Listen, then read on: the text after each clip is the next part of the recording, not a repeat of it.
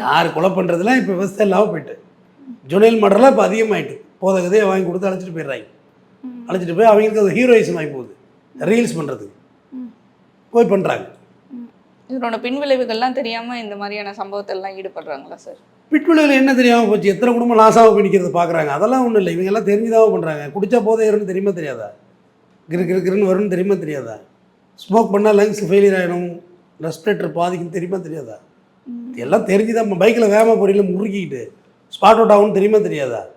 தெரியாமல் பண்ணிட்டாங்கலாம் சொல்லாதீங்க, எல்லாருக்கும் எல்லாம் தெரியும். ஆனாலும் பண்ணுறது எட்டக்க ஒட்டக்கா பண்ணுறது தான். ஏதாவது ஒரு இப்போ அவங்கள ஒரு ஆசை வார்த்தை கூட்டி அழைச்சிட்டு போயிடுறது. ஏதோ என்ன இது என்ன வாழ்வியல்? நான் கேட்குறது என்ன வாழ்வியல்? எப்படி நிம்மதியாக வாழ முடியும்? ஜெயக்குமார் மேலே சரி இருக்கா, பூஜா மேலே சரி இருக்காங்கிற கான்செப்டுக்குள்ளேயே நான் போகல, வெளியிலே நிற்கிறேன். இது என்ன வாழ்வியல்? எதை நோக்கி பயணிக்குது? சந்தோஷம் தராது, சந்தோஷம் தரவே தராது, பிரச்சனைலாம் கொண்டு விடும். புது பிரச்சனையை வாங்கி வச்சுருக்கீங்க.